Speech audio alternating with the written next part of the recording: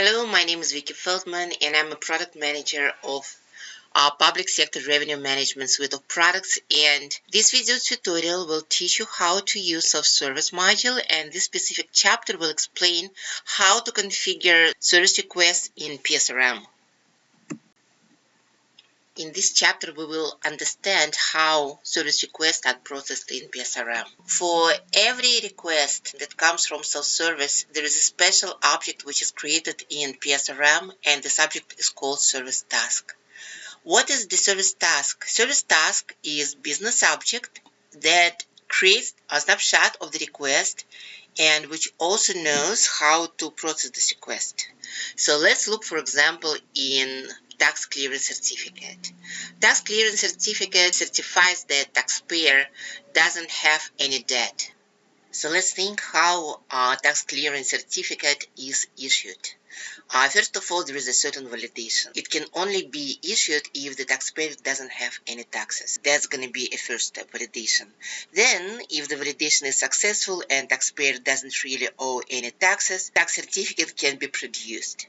The way to produce any kind of letters in PSRM is to issue the customer contact, which will have the type of the letter, and when this customer contact will be processed, the letter request will be sent to document printing software, in our case DocuMaker. DocuMaker will receive this request, create the letter will be sent back to PSRM, and PSRM can submit it to the taxpayer as an email.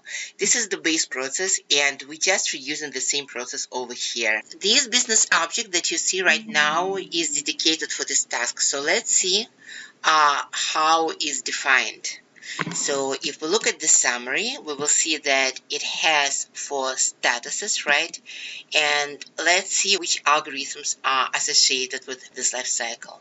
So if we look at the pending status, we will see that first task is to populate service task characteristics with the data that came from the request. When the object goes to in progress task, it evaluates that there is no outstanding debt for this taxpayer and there are no gaps in filing for tax clearance certificate. These are the specific business rules which are required to process this task, but if it would be different type of request, obviously different type of business rules will be needed here. Next step produces this specific tax clearance certificate and it mails it to the taxpayer, right? And once it's done, the object comes to complete status. Also, if there are any type of errors occurred during the processes, to-do entries should be created. So this is the life cycle of this task. Once self-service issues the request to produce tax clearance certificate, right? Obviously, this business object will pick up this request, process it, and it'll evaluate taxpayer debt. It'll create tax clearance certificate. It'll email it to taxpayer, and if there are any errors, to-do should be produced. So now let's look at the schema required for this request. So every request that is sent to self-service and from self-service to PSRM has the common attributes, and it has standard fields and it has some kind of specific fields. So if we look at standard fields for the service task, you will see that it has a common fields. So these common fields creates audit information, explains what needs to be done in case of error, and it also has so-called header data. And the header data contains the information about this request, which tells which user ID submitted this request, what type of IP address this user has, what is his email request, and it also contains the set of key. So these keys identifies the request, and for most of the requests is going to be taxpayer ID, and using this taxpayer ID the system can find out which taxpayer issues the request and process this request on his behalf, but it can be some other fields. So there are general fields, and there is an area which is called confirmation, and confirmation is the output. So those were the input field, and confirmation is the output. Confirmation contains the confirmation message and confirmation ID. And confirmation message indicates the details about how the request was processed. There are also specific to request the fields, and request specific fields are defined in request details section, and they contain the fields that needed to process this specific type of request, because as you saw that the standard fields are relevant for any type of request, but request specific fields basically needed only for this type of request. So to process tax clearance certificate, the system needs to know email address, because this is exactly where the letter should be emailed. It needs to know phone number in case if there are any additional questions for taxpayer. It needs to know the purpose of this request, and this is for decision-making purposes, and it also need to know if additional paper copy of the request needs to be sent to the taxpayer. So the way process of service request will work, business object will receive this information. It will find the taxpayer using taxpayer ID submitted in the header record, and then the lifecycle will be kicked off, and first the algorithms of business object will identify whether this taxpayer is eligible to receive the certificate, that he doesn't owe any money, any taxes, and then if so, the request will be sent to DocuMaker using this information, and the DocuMaker will produce the letter will be sent back, and business object will email this letter to the taxpayer. So even though this business object needs a specific fields, service request is quite generic object. The fields that are submitted with the service request defined in the collection that has field name and field value. So XML message for the service request that comes from self-service will not have the field which is called email address. It will not have the field which is called phone number. In opposite, it will have the field with the sequence 1, and field name for the sequence will be email address, and field value will be the actual email address. It will have the field with the sequence number 2, and the field name will be phone number, the field value will be the actual phone number, and so on. We can check the actual message, XML message, which is sent from the service request. In order to do that, we will go to Enterprise Manager, and we will find people message for this request. So if I look at the actual audit trace for this request in the flow, I can see which XML message was sent by self-service for this request, right?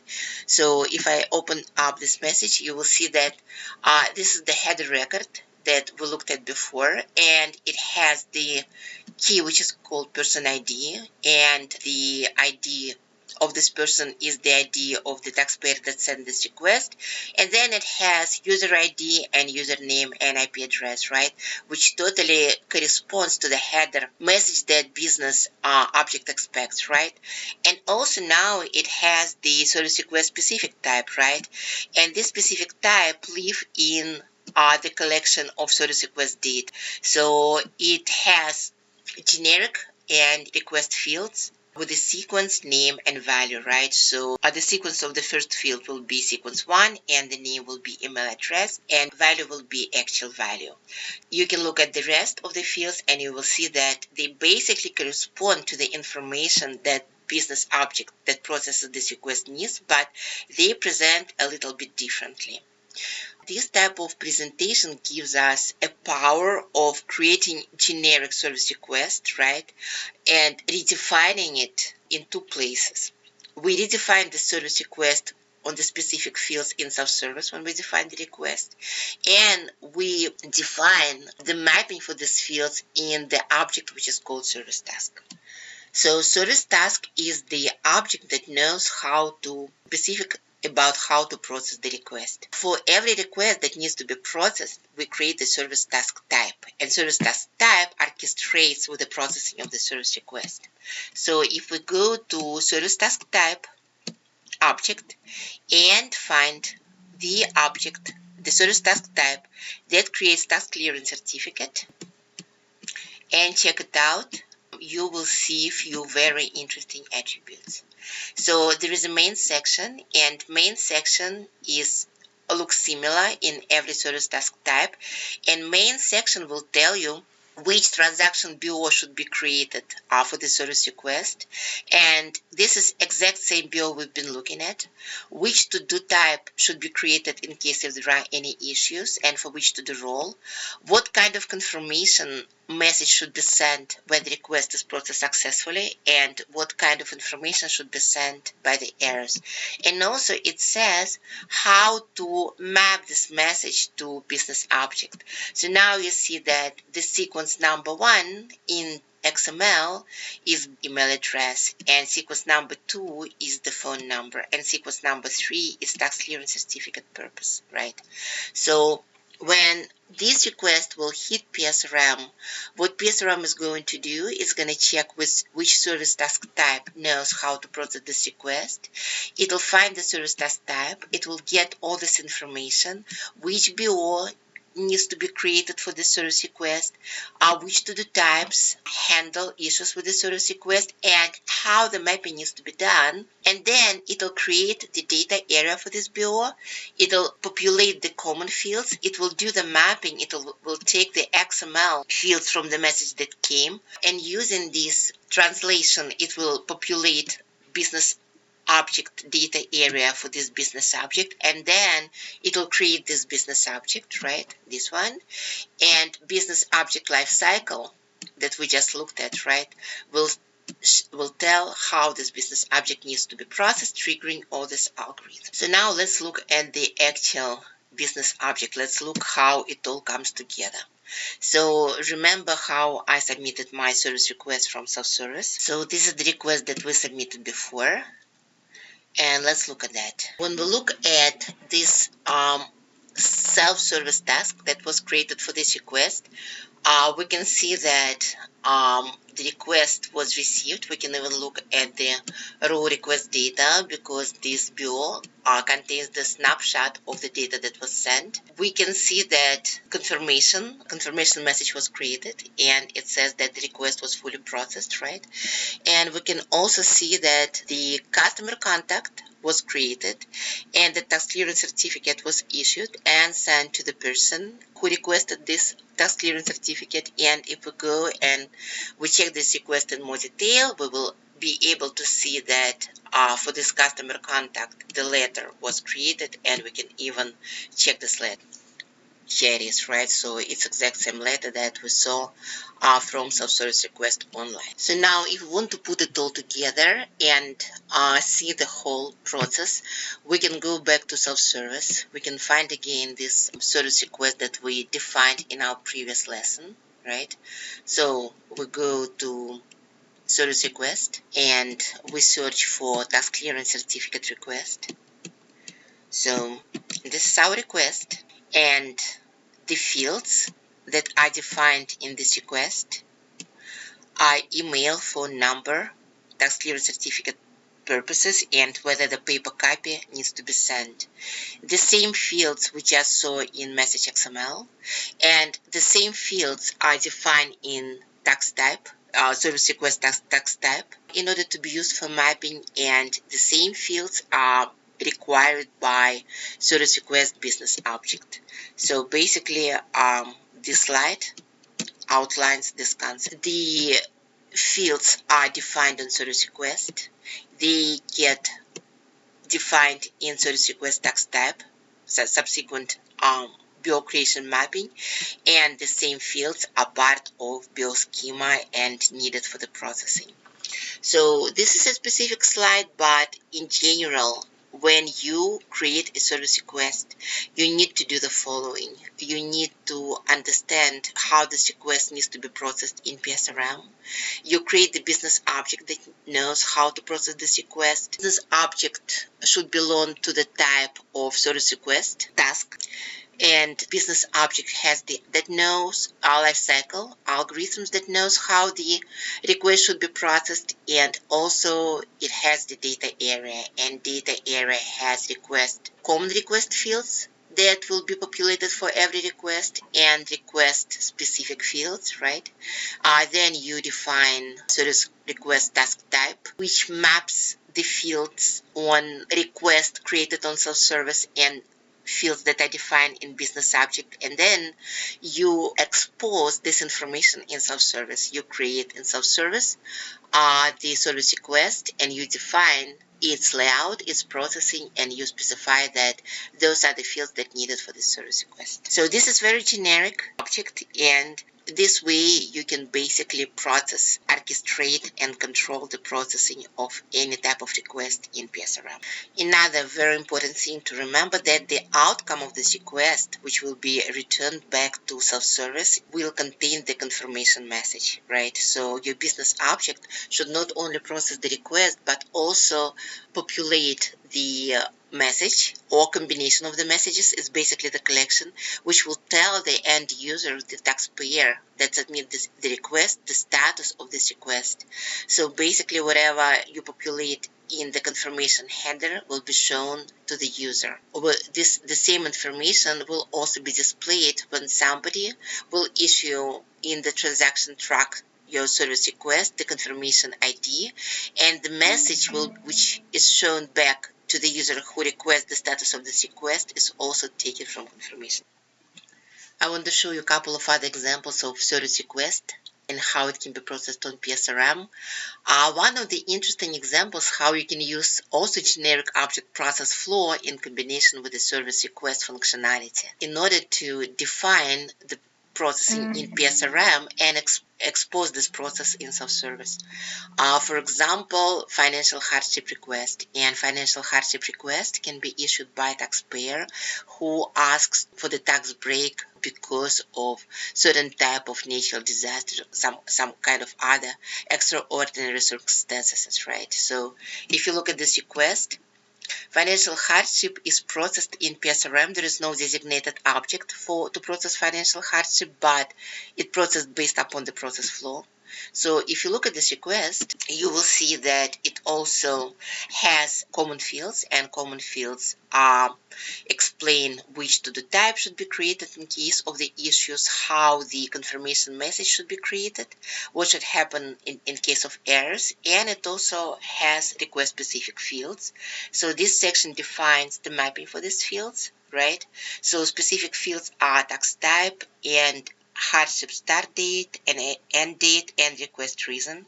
So now if we look at the business object that needs to process this request, if we look at the schema for this business object, we will see that it's done in the same way. There is a standard data area that contains common fields, right, which we discussed before, and there are specific request fields, and request fields contain taxpayer ID and account ID, and the same fields that you saw in the service request type. If we look at the life cycle of this object, we will see that there is an algorithm that will create the process flow, and this process flow will contain the application for financial hardship.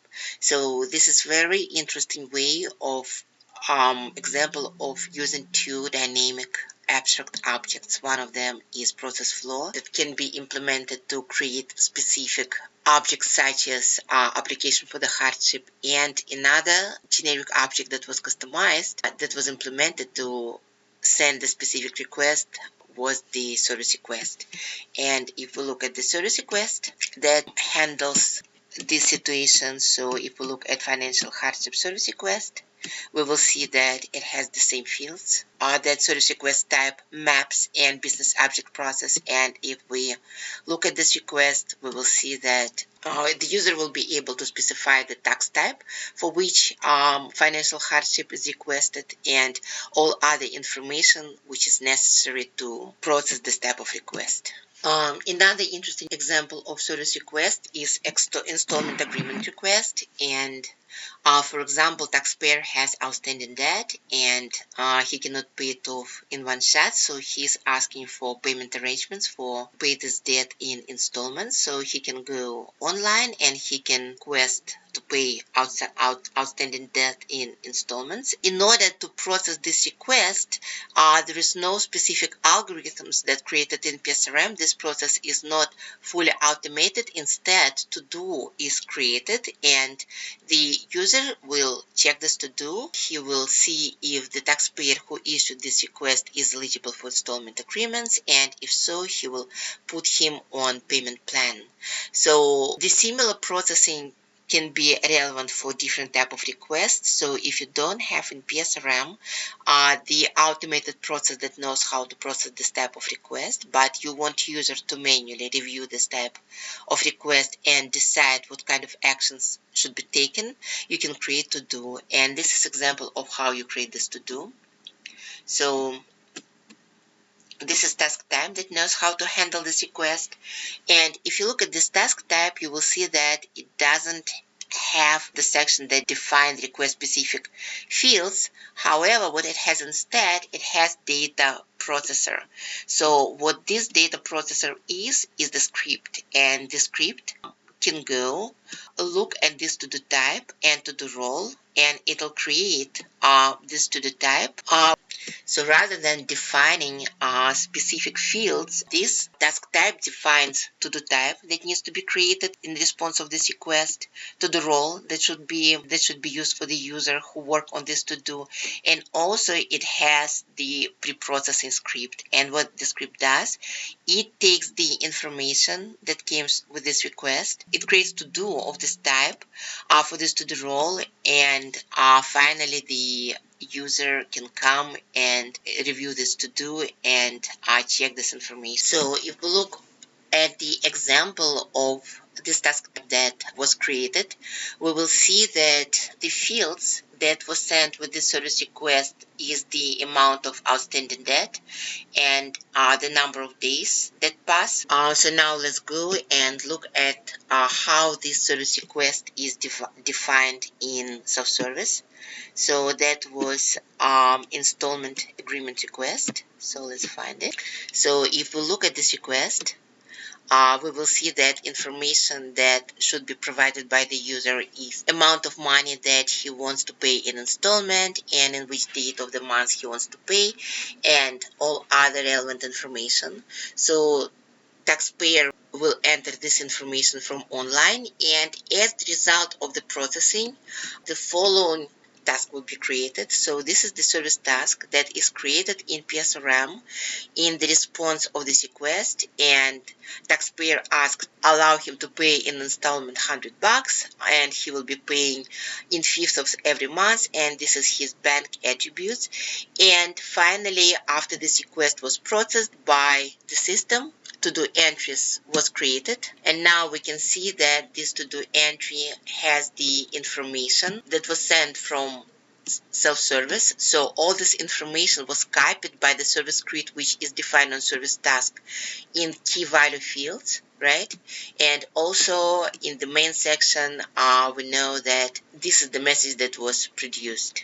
So when the responsible user will see this to do in his list, he can go and he can see that somebody requested the installment agreements, and now he can go to key value section and see from which taxpayer the request came from. And he can also see the corresponding service task type, and he can even go and navigate to the service task type and check more information that was recorded in this task type. So this is the example how you can create generic to do for any type of service request, and it's also example of how you can have small pre-processing script which will go and manipulate with the data received on service request. So rather than copying processing each request individually, if the process is not automated, you can create to-do type, and then the responsible user will review it, look at the details, and he will decide how this request should be handled.